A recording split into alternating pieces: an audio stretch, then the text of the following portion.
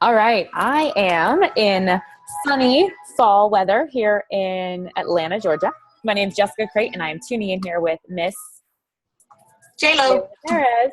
So the J High, J Low, J Square team is back in action. We are so excited for what we're bringing you today, the law of the mirror.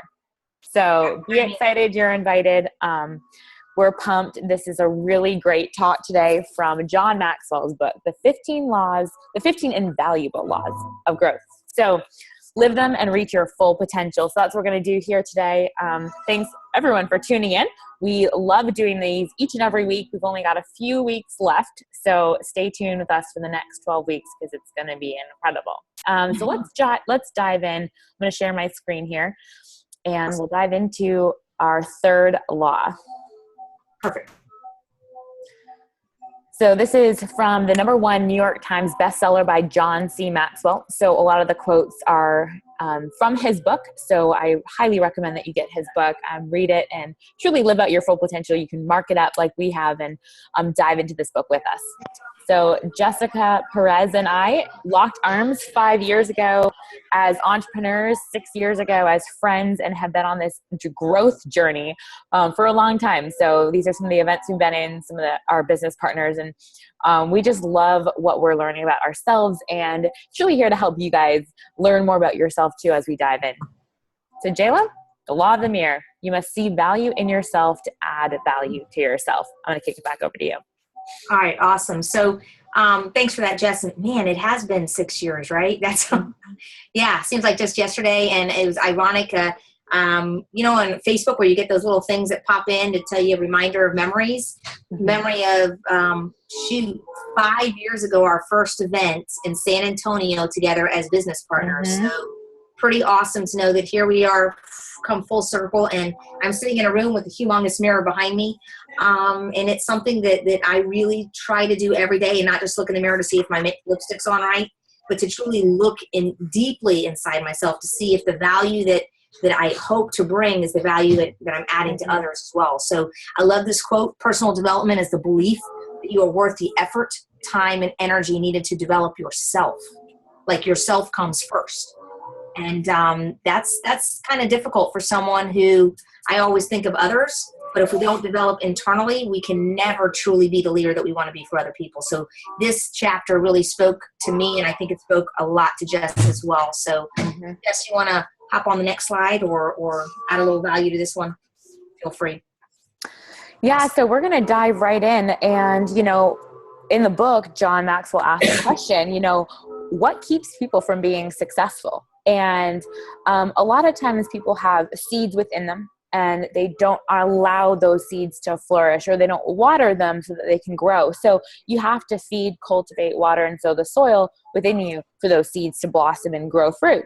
So, John spends his life diving into people to see them grow. And I think that's really what my passion is finding that spark in people and igniting it and seeing people blossom. So that's why Jess and I love being on these. But most people fail to reach their potential. And a lot of times it's, maybe fear, lack of self-esteem, confidence, the right tools, energy nuggets, or people around them. So, people have potential. Each one of you tuning in, listening in on here today have potential. You have those seeds of growth within you, but they don't maybe see the possibility that God put in them. So, we are here to help you understand that you don't have to have your potential squashed. And we're going to dive into a story about Janetta McSwain. And for more than 30 years, she saw little value or potential in herself, not just because of her upbringing, but the environment she was in.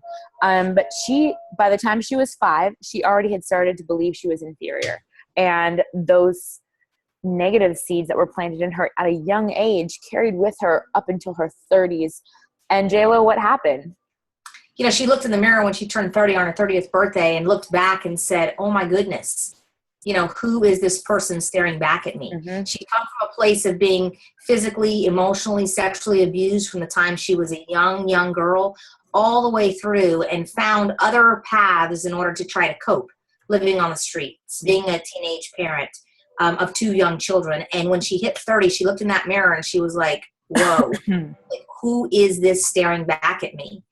And in everything in life, we talk about decisions can be made. Well, she made a decision.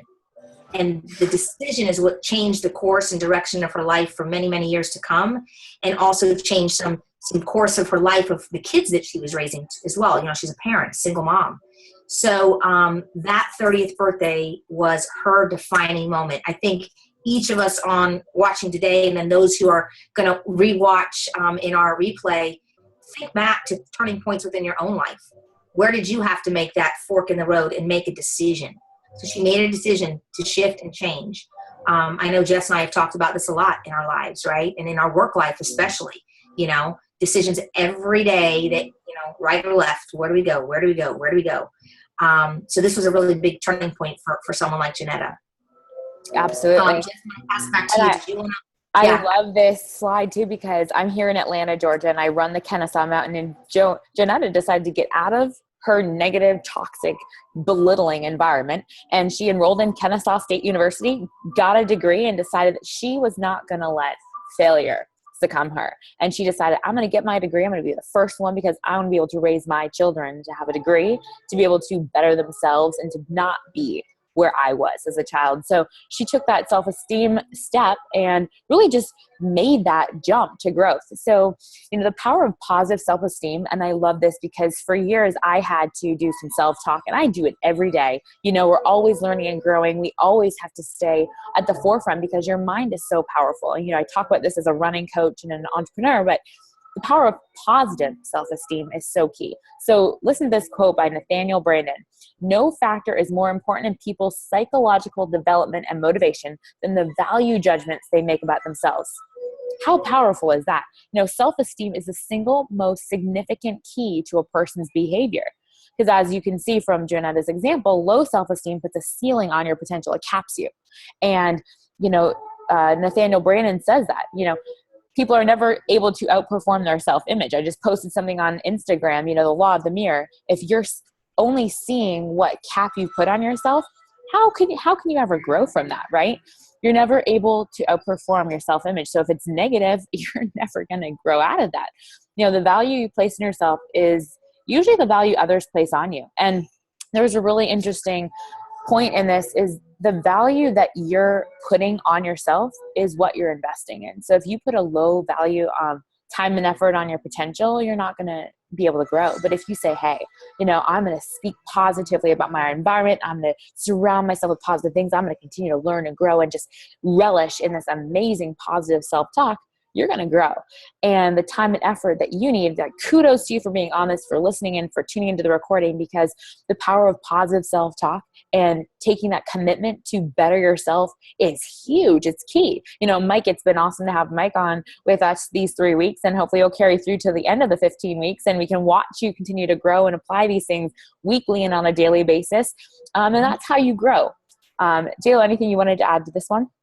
You know, I did. That last value statement, the value we place on ourselves is usually the value others place on us. There's a point in the chapter that it talks about you should be more concerned about what you think of yourself. You should be concerned about what you think of yourself, not what others do. You know, and I always go back to my niece my little sister playing softball. She played softball because I kind of forced her to. It wasn't her thing. She loved dolls, Barbie dolls, and I was like, please, please, please play. And I'll never forget her first at bat. She gets at bat. She stands there for 3 strikes, 1, 2, 3, and strikes out. And I am like demoralized for her. I'm like, oh my gosh, because I've been playing for 3 years. And I thought she's going to feel terrible. I said, are you okay? She goes, oh, I'm fine. He doesn't know how to call balls and strikes. Like, she was fine. Like, her self-esteem, she didn't care what he thought. I was like, I want to be more like her. Like, I had no idea. I thought I had great self-esteem, right? But she really was the one who did. She was encapsulated and encircled in her little space, and nobody was going to tell her anything else, so she was fine. So if we could be more like that in our adult life, how cool would that be? You know, to be in that space all the time. So anyway, I just wanted to add that little tidbit. No, that's key. And, you know, Zig Ziglar, I used to listen to, I still do, but, you know, when he was living, I used to listen to him all the time, and I still have his cassette tapes, right? Remember those things?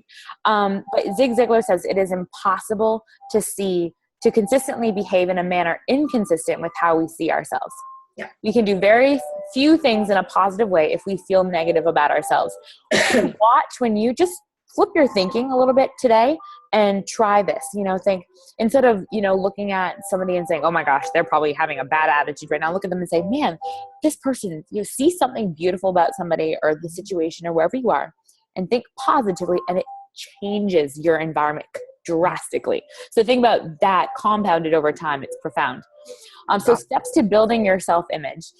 J-Lo, I'm going to kick it back to you. This is key steps to building your self-image.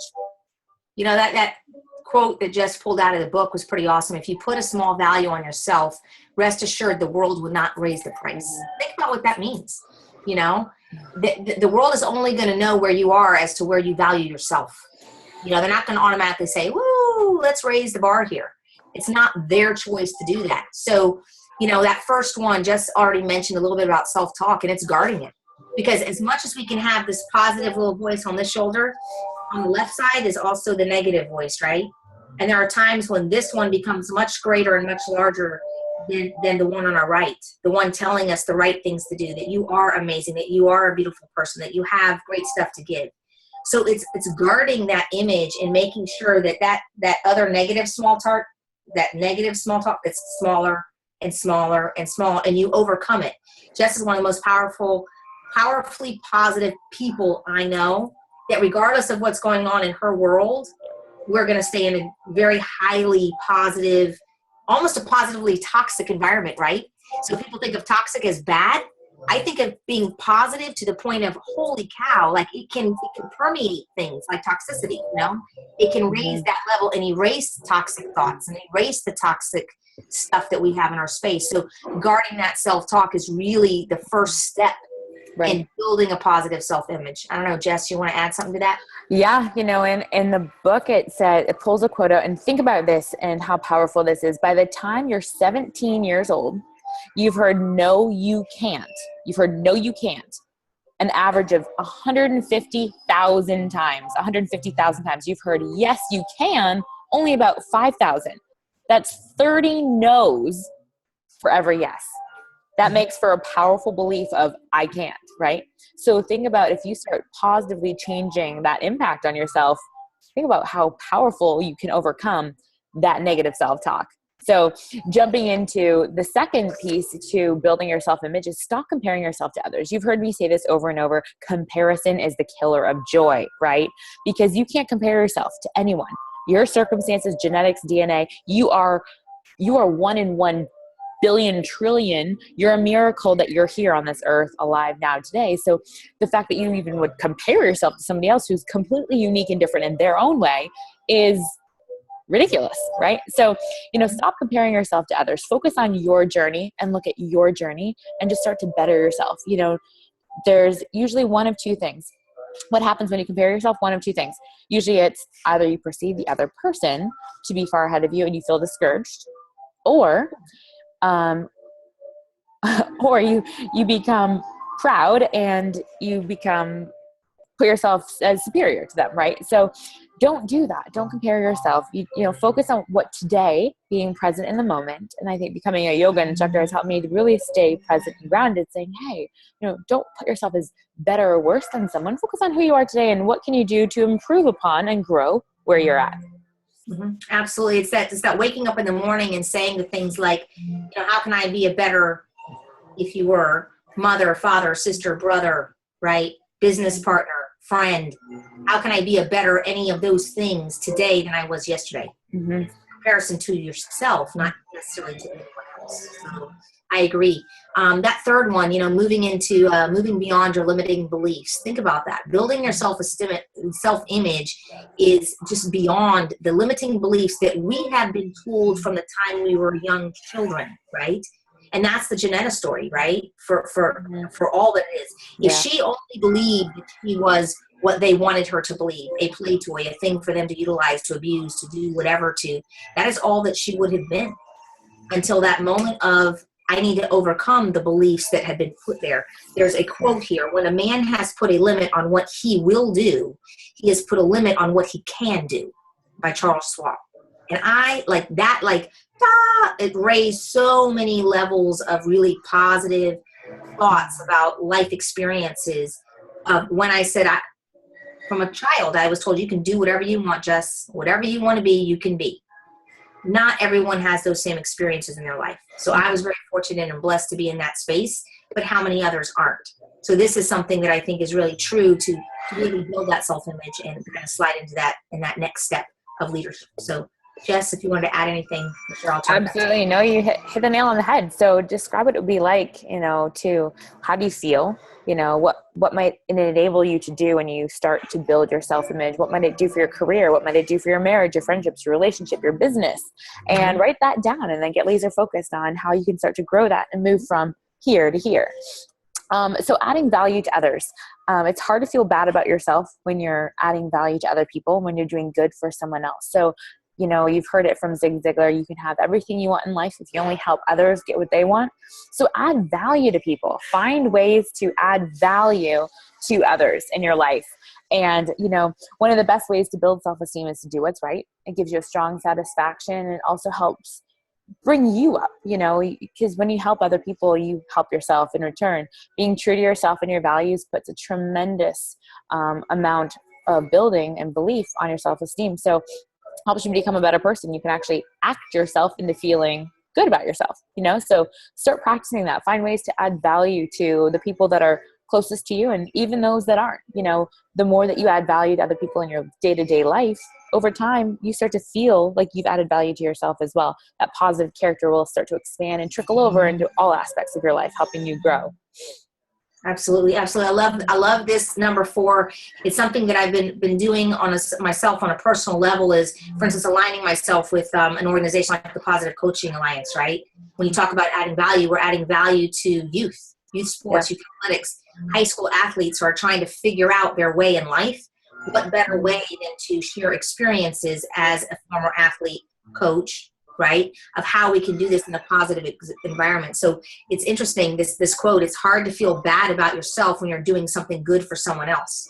I feel that every time I walk into one of those classrooms, I feel like I could add value to, even if it's just one, right? You start with one, and before you know it, it can be an entire movement of adding value to others, which is what Jess and I do on a daily basis in our business, is adding value to others and growing ourselves as well as growing others. So that leads into that, do the right thing, even if it's the hard thing.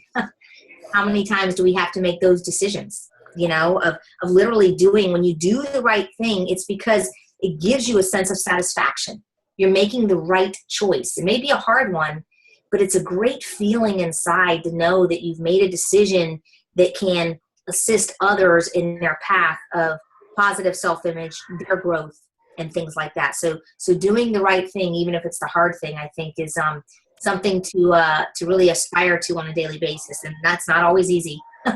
It's not always easy. I'm going to pass it back over to you, Jess. I know you've got some value to add as well. Yeah, no, that's just it. Doing the right thing, even if it's the hard thing, all the time. All the time, not just some of the time, all the time. So practicing small discipline daily in a specific area of your life. Get specific, get laser focused, practice a small discipline in a specific area. So choose one. When I got into yoga, I had to practice a yoga pose every single day to get better at it, right? Same thing with diet and exercise. Don't try to do something drastic. Just, especially with diet, I was sharing a tip with my aunt when I was up in New York, and it's like, I'm just trying to figure out how to do something. I've cut out everything. I'm like, hold on, let's go back to stage 1. And if you just focus on eliminating maybe 100 calories a day, converting from soda to water, you're going to drastically improve that compound effect of the sugar over a year. That's like gallons of sugar, right? So if you just start to do those small little disciplines every day, it's going to trickle over into bigger aspects of your life. So focus on something that you want to improve upon. Pick that one discipline. Just choose one thing and practice that small discipline daily in a specific area of your life, and just watch how just improving that one little thing adds value and improves everything else around you. I love that. So practicing, just like you said, practicing small little things. One of the things I start my day with, and I want to thank Jess for this, is the Darren Daily, right? Darren Hardy. I've loved his books. I've read his books. I saw it. And she's like, Jessica, it really is awesome. I'm like, okay. But sign up for his, subscribe to his free things. And every morning to start your day with about 4 or 5 minutes of just positive stuff. And these are the things that he talks about. It is about a small discipline. So for me, it's waking up and doing that. It's waking up and recognizing that, I need to have some kind of physical activity to get me going in the right positive way. So take a morning walk. For Jess, she's going to take a morning jog. It would be much longer than mine, but same value, right? The value for me is an amazing value. The value for her would be an amazing value too. So it really is about chipping away at these big, hard, long, like things, but chip away at small, find something simple and easy that you can overcome and create some really positive experiences. The next one leads right into this, celebrating small victories. Because if you can do that on a daily basis, if every day for the next 2 weeks you get up and you do something physically active that you've not done before, that's a huge, celebrate that. Mm-hmm. Celebrate that. Call someone, tell them, hey, you're not going to believe this, but this is what I'm doing right now, and allow them to be a part of that journey with you. I think it's important for not only for you to be excited about it, but for you to journey with someone else. That's where the accountability happens. That's where not only can you self-grow personally, but your business can grow, and whatever business you're in, you can grow in that way too when you celebrate collectively. And who doesn't like to celebrate, right? Hey, this is my celebrate girl. Absolutely. Right? Back to you. Absolutely. Take a break to celebrate the good things. Like if your thought process after you complete a task is, man, I did so terrible at that. I'm never going to succeed. I'm a failure. Or are you like, man, I did that one thing really good. I did good job. You did something good. I mean, if you did really bad, work on improving that, but celebrate the little things in your life, even the smallest things, and just start to have that positive self-talk. Like, I did the right thing. Good for me. Every little bit helps, or I'm that much closer to success, rather than belittling yourself, and celebrate those little victories. I love crossing finish lines, but you don't get to a finish line without training, right? So during training, you have to positively self-talk yourself to be able to conquer a marathon and cross the finish line. Once you do cross that finish line, there's always something around the corner that you can continue to get better at. So celebrate the small victories. And number 8 is embrace a positive vision for your life based on what you value.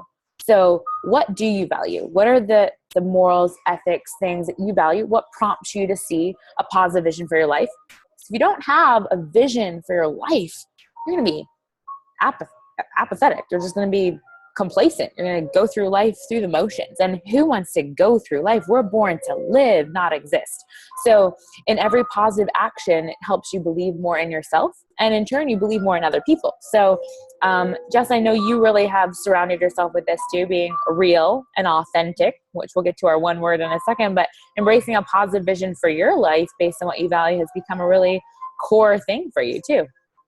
Yeah, it has, and I think when you get to a space where you become really raw and real authentic as far as how you choose to live and what you choose to place on your value list, you make choices. A decision I made was to step out of the grind of corporate, public, education life, nonprofit, government structure. I chose to make a conscious decision in order to surround myself with positive spaces around me. Now, was that difficult? Yes. Was it a hard decision? Yes. Was it financially a decision? Yes. All those things, right? But at the end of the day, it was the positive vision that I knew that I needed to place for me to become the true me, right? That really had been, while some folks always saw it as positive, they really didn't know what's really there. And when you can get to that space, that's a really amazing thing, And that's why people, they follow me up and they're like, I don't understand what you're doing.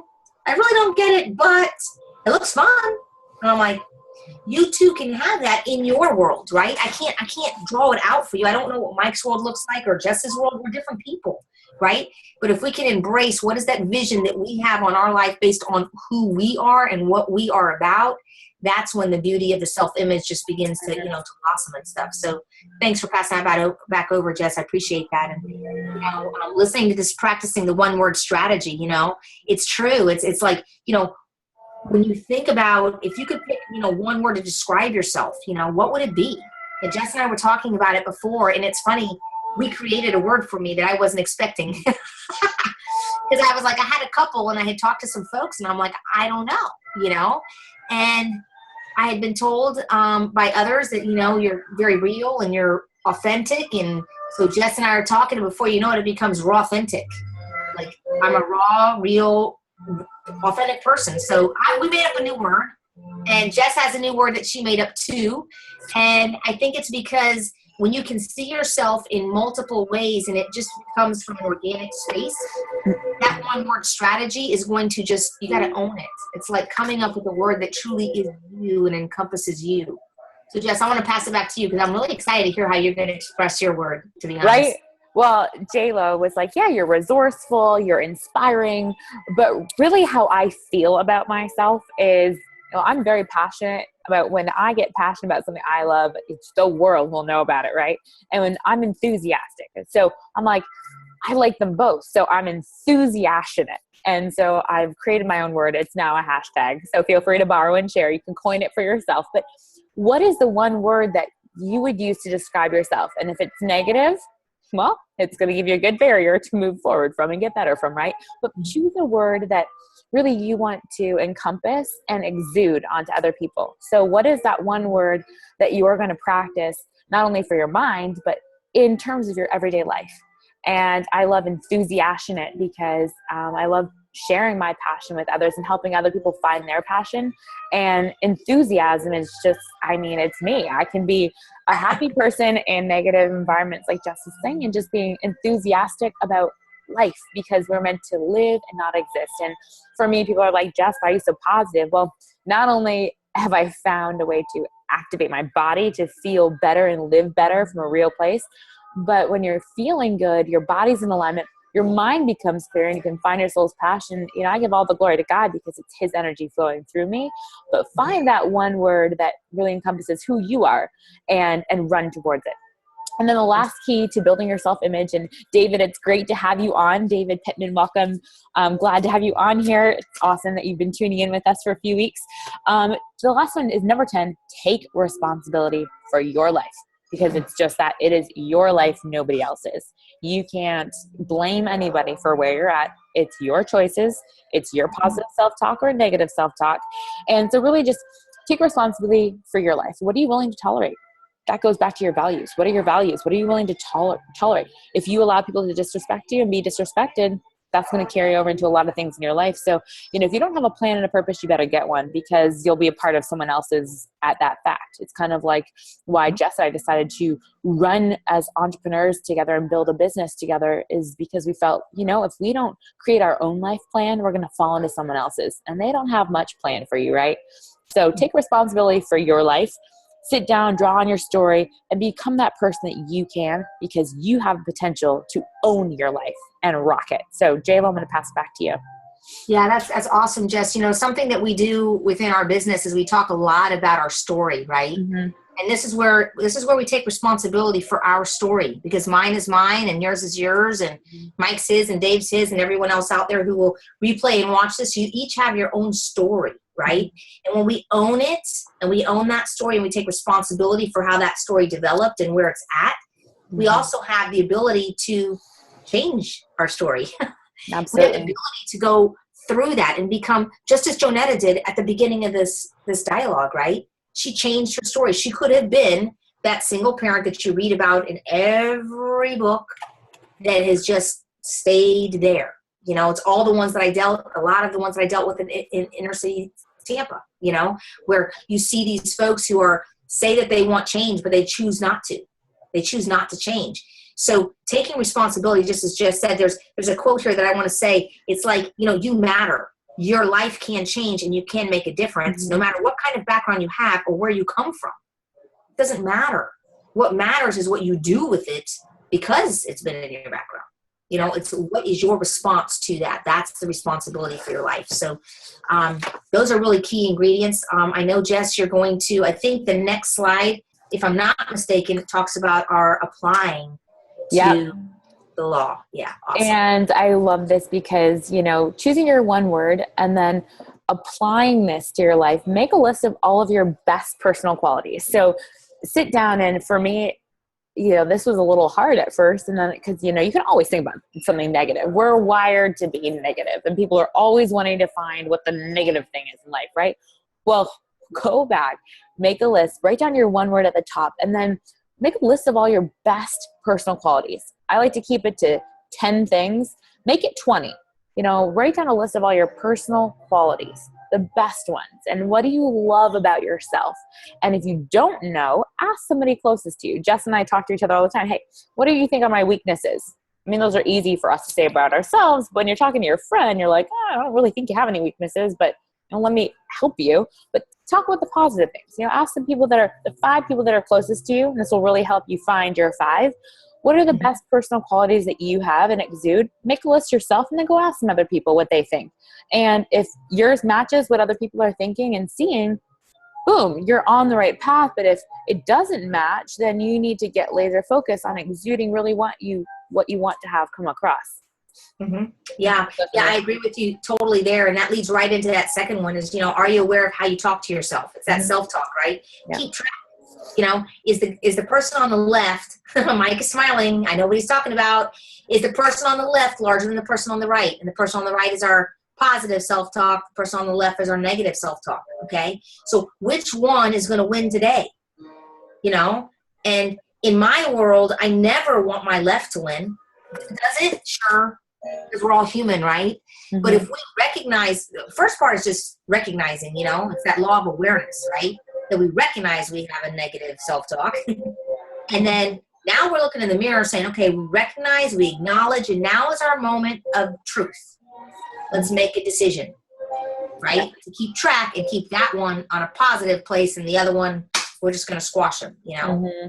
I'm going to pass it back over to you, Jess. Yeah. And the last one is one that I love because I love serving. But the last one, if you want to feel valuable, add value to others. And we talked about this in the beginning, and that quote, Dave, you were on, but Zig Ziglar really does hit the nail on the head when he says, if you want to have anything in life, you help others get what they want, and you'll have what you want. You help others. So if you want to feel valuable, add value to others. It's really hard to not feel good about yourself when you're doing good things. So find a way to serve. I love serving in my church. I lead a fitness gathering every Saturday. I lead the yoga. And last night, serving our group, we went to the Painted Pin and went bowling and just pouring into others and finding their spark and getting to know them. And I also serve on the board for Girls on the Run International. It's an amazing organization that helps girls under 5th grade to run and be inspired and learn great things about their life. And when you're serving people and helping others, man, it's like you can't put a price tag on that. It is priceless. And that's why I love serving. So find a way to serve, even if it's just serving your significant other, saying something positive to them, or talking to your business partners, your staff, the people that you work with or hang around. Find a way to put value on them and other people, and you'll see your world just change and light up. Mm-hmm. I love that, Jess. And it's so true. It's the value that you add to others that create increasingly more value that you feel about yourself as it's occurring. The rule of thumb in the book, it's interesting. It's like, if you work 40 hours a week, devote 4 hours to serving others, and people go, I don't have time. Well, think about, you got to make time to make time, right? Exactly. Think about what it is about not wanting to do that. Like, what is holding you back from that option of serving and service to others. So I too serve on a nonprofit board that I have for 20 some odd years. I won't date myself, but anyway, I was one of the founders for P&Do, and went to a board meeting this past week, and we have so much stuff that we want to accomplish just from a service type industry for youth sports. I'm doing the same thing in a work environment now by, linking arms with the Positive Coaching Alliance. And just those types of things, the more positive things that you can put in your life, right? Mm-hmm. It's going to insulate you, just like my little sister was insulated on her little softball experience of, I'm good even though I struck out. He don't know what he's talking about. You create your own little boundaries of, wow, this is who I want in my circle. Like, we can choose who we want in our circle. If your work environment is not positive, then you darn should spend 4 hours serving somebody else. I mean, why not? And those are the things that we have to just consciously make a choice. So, Jess, I want to thank you for doing this with me every week, for sure. Absolutely. This quote, thank you for keeping it in. Good stuff. Yeah, guys, if you're waiting for a sign, this is it. So get excited, be excited, you're invited. It's been an honor to work with you guys each week. Tune in every week. We've got 12 more weeks to go. Join us or share this with someone else. Maybe this is the value that somebody else is needing to hear. Have them tune in with us, or say, hey, join me, and find value, find potential, and live your potential, because you were born to live to your optimal potential. So tune in live with us every Friday, 3 p.m. for the next 12 weeks as we uncover the remaining 12 laws of growth. The next one is fantastic. I've already snuck ahead, J-Lo, and I'm diving into it. But get excited. She's a little quicker than me. She's the jackrabbit. I'm the tortoise, and we're trying to figure this thing out. Good. Well, we're excited to see you. I'm going to pause the recording. Guys, thanks so much for being on. Feel free to email us for questions, comments, things that you'd like to see more of or less of. And we try to keep it to under 45 minutes each week. So tune in with us. Thanks for committing an hour of your time to really just grow yourself. So pay it forward, share it with someone else, and we look forward to touching base with you soon. Have a wonderful week, guys. Bye. Thanks.